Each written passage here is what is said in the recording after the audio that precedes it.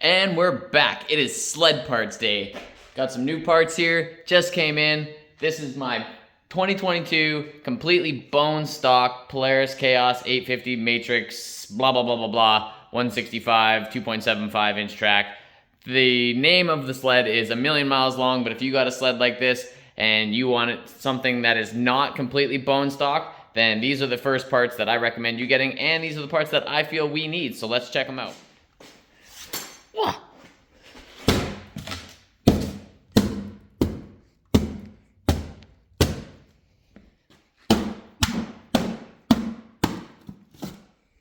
Pretty dull. First box, what do we got? It's a good sign. MBRP. Next box.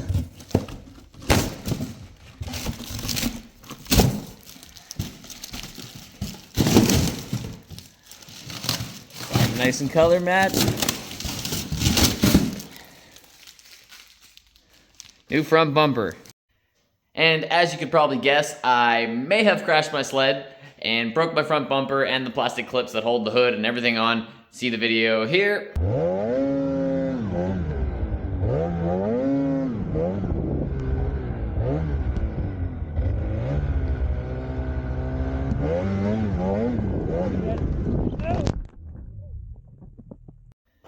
And well, the stock factory bumper is pretty flimsy. I was able to bend it back together mediocrely and put some screws in to hold new plastic clips on to get the hood and everything held back together, and then I brazed the broken part of the bumper just to get out and ride one more time. But then the snow melted and the weather got really terrible, and it's just been a really brutal winter. This whole season's been awful, but now we got some fresh snow, so hopefully we'll be go riding this weekend. So we gotta get these parts on. We gotta get the sled moved over here so we got some working space because it's buried with all the other toys. The other thing that is most necessary, in my opinion, on this sled is a new exhaust. The factory one sounds good and all, but it's very quiet, and honestly, I find it kind of dangerous. When you're out with your buddies, all of my buddies have really loud exhaust, whether it's a race can or a trail can. They're much, much louder than stock, and I can always tell where they are, or if they've crashed, or if they're like, hey, I'm lost, or I'm stuck, come help me. It's easy to find them, to say, hey, rev it up a little bit, and I can hear them and I can follow them. But if they can't hear me, when I'm trying to find them and I'm like, am I nearby? Trying to radio them, am I nearby? Can you hear me? And they can't hear me at all. And I've snuck up on them a couple of times and scared them because my sled is so silent. So really, to me, it's a danger to have it quiet. And not only that, and you're filming videos and stuff like that, you can't hear the sled at all, and it just sounds like you're doing 2 miles an hour when really you might be wide open, or half throttle, you're cruising pretty good, but you can't hear it, and it doesn't come through the camera very well. So we're gonna make this thing a heck of a lot louder. We got the MBRP race can. Not only that, we're gonna save a ton of weight. So let's get the sled moved over here and start working on it.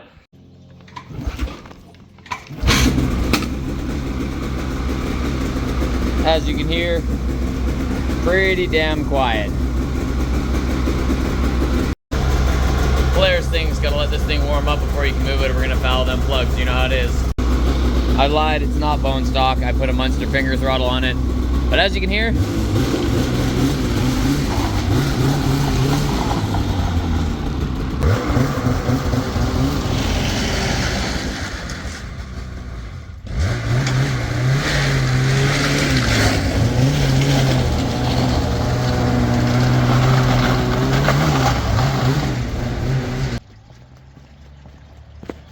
painfully quiet. First things first, let's get all these plastics off. Got to get the hood off, the gauges, the side panels, all that. And if you can't do that or don't know how to do that, then that's where you should stop and not continue on with any of this project.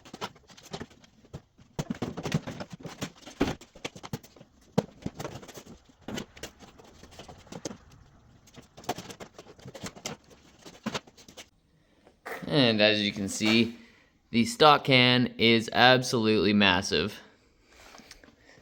And here's the bumper that I scabbed back together to make work. So I just screwed these on with some self-tappers right through it, and where the bumper broke,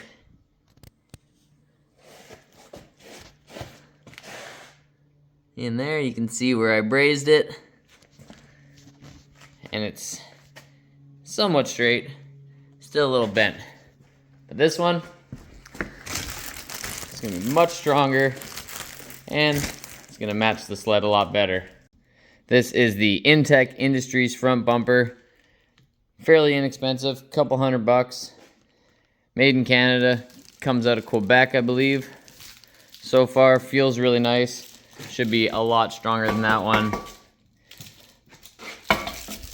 And this here is the MBRP race can. Bam.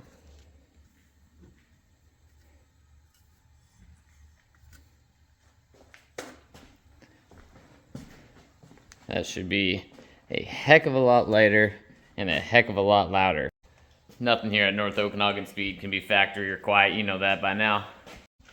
On multiple occasions, I've been told that it sounds like I'm riding an electric snowmobile, and I just can't have that, so we gotta get this thing a hell of a lot louder in a hurry by this weekend. First things first, gotta get all these springs out of here, get this thing freed up, and remove the O2 sensor. Holy, that thing is heavy. This is real heavy. In comparison to this, much better.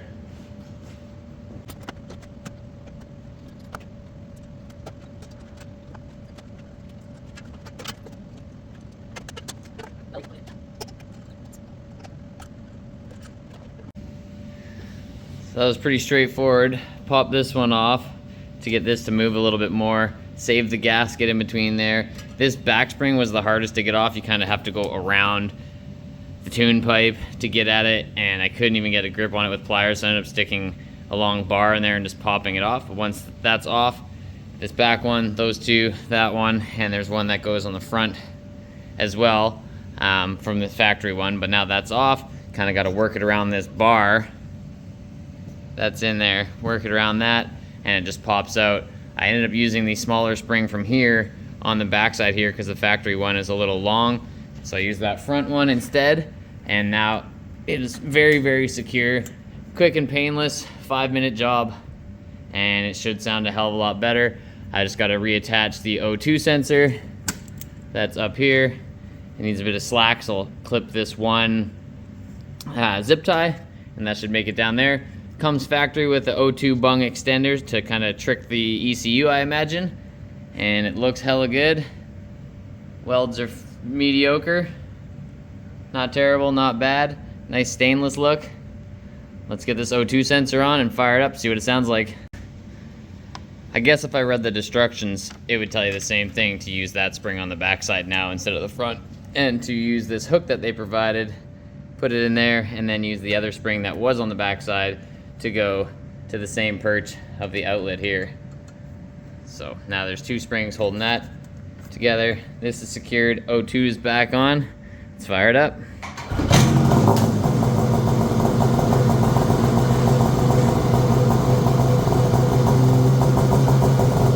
Oh my God, immediately so much better.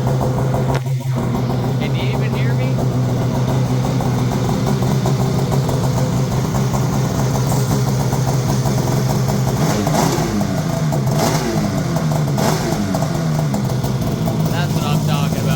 Now you'll be able to hear me on the trail and hear me coming. No more electric snowmobile for me, boys. Well, that was exciting, but on to the new bumper install now. Looks like a couple of small 10 millis or something on either side. And a couple of Torx up front. And our mounting brackets, and we should be good. Stupid me, should have left this spring off because it attaches to the bumper here, but it's loose now. Just remember that that goes in between that bolt right there, that goes to the bumper, and on this side there's a ground wire that goes into that bolt.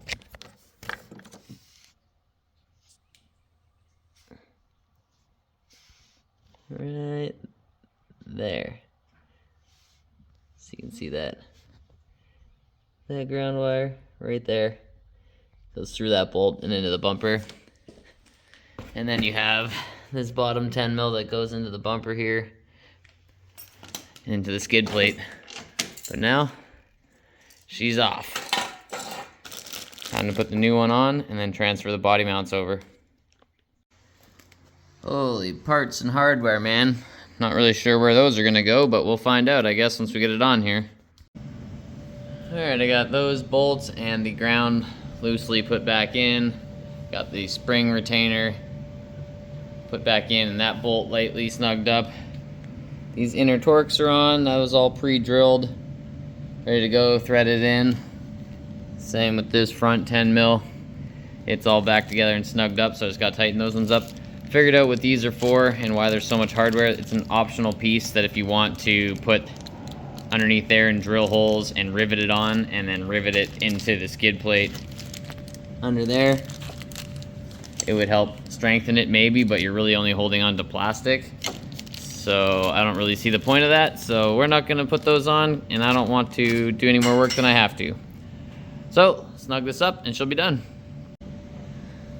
Last step, put these body mounts on. They do say front and right and left. I had to replace mine because when I crashed it snapped the one off, and now I just need to rivet these on, but I do not have a rivet gun, so we gotta go and pick one up and then we can be finished with this.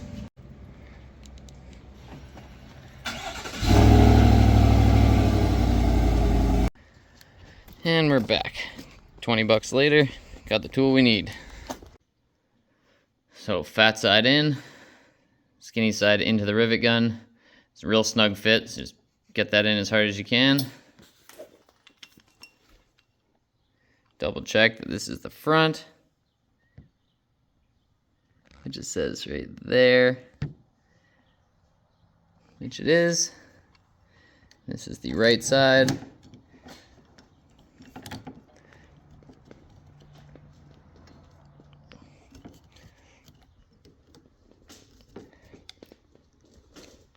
Squeeze it to death. Well, Jesus Christ, I need to go to the gym or something.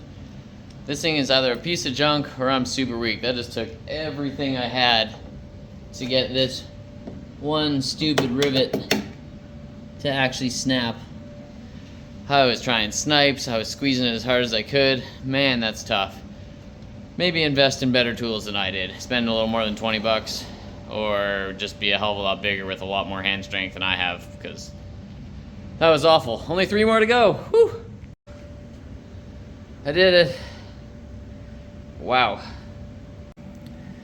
And ta-da, there she is. Just gotta pop this back on. That had to come off. It just snaps off the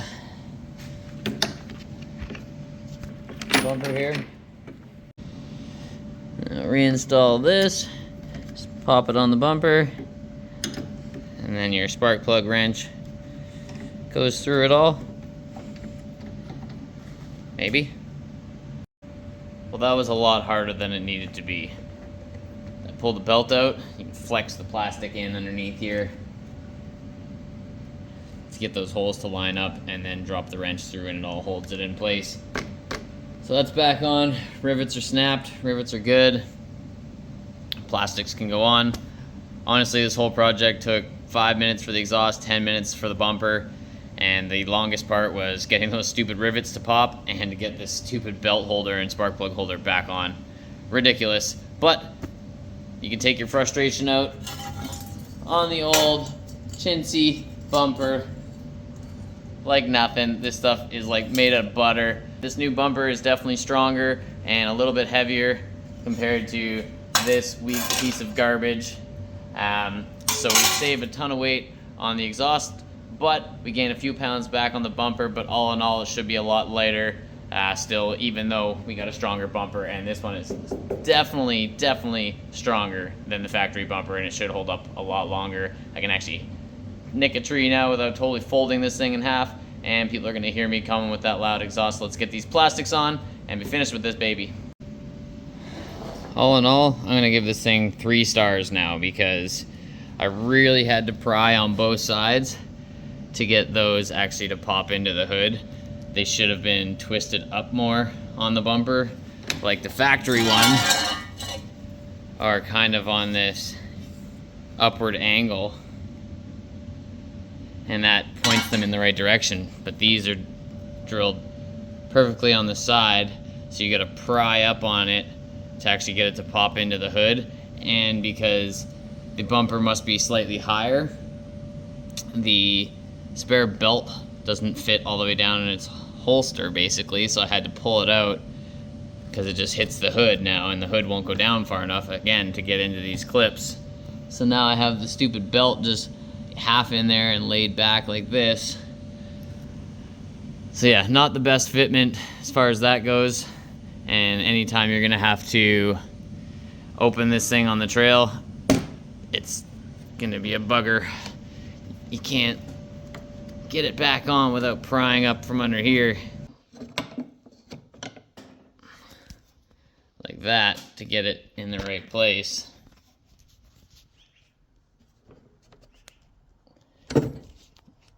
And then once you have it, hopefully it stays there while you get your side panel on. Yeah, not great, but definitely stronger. Well, all in all, on an easy to hard scale of installing the new MBRP race can, I'm gonna give it a 1. Not hard at all, super easy, maybe 5 minutes job. Hand tools, pair of pliers, just pop those springs out, and that was pretty much it. No real tools required. Super easy, definitely recommend it. Definitely gonna be a lot safer on the mountain with people being able to hear you, and if not, it's just at least gonna sound cool, but at least you're gonna tell your wife that, you know, it's a lot safer. You have to buy that exhaust because it's gonna be a lot safer. That's what you're gonna say. So you're gonna buy that exhaust, it's gonna sound good, let's go test it on the mountain. As far as the bumper is concerned, looks, I would say, I like it, give it a 5. You know, it's not overly large or anything like that it makes it become ugly, but it's definitely going to be a lot stronger. And not only that, it's color matched, so that looks great. Love that aspect of it. A couple pounds heavier, so that's a little bit of a downside, but fitment wise, I give it maybe a 3 out of 5. Not the best, not the greatest. I had to kind of finagle with it a bit to make things work, but it's definitely going to be a hell of a lot better. And not only that, is you got somewhere to hold now. If you are stuck or somebody needs to grab hold, there's places where you can grab it now a lot better, and it's definitely a lot stronger than this flimsy ass stock Polaris one. 0 stars, Polaris, 0 stars. Yes, it's light. Sure, that's what you're going for, is a light machine, but this is absolutely useless.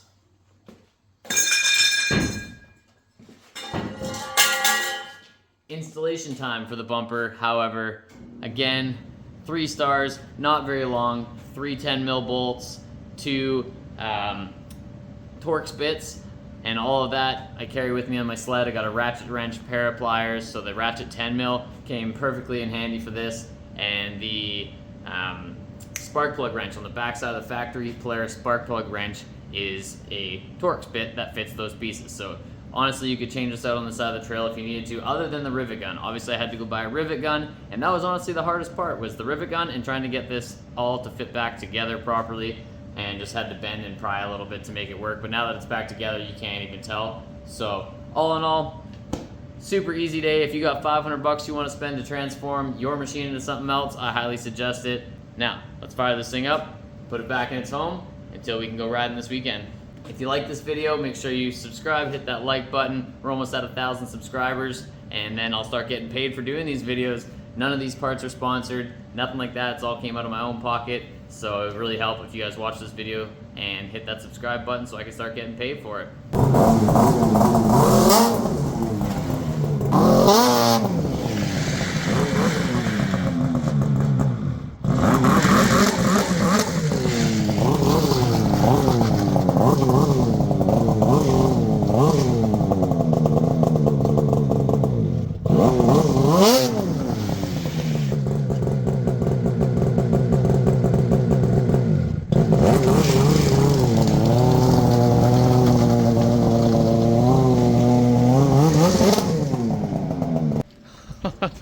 Hell yeah, this thing is spicy now.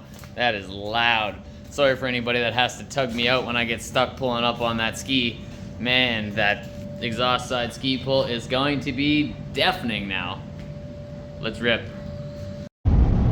Well, I just finished a day of riding the sled with the new exhaust, new bumper. As far as that goes, everything went great. The exhaust sounds good.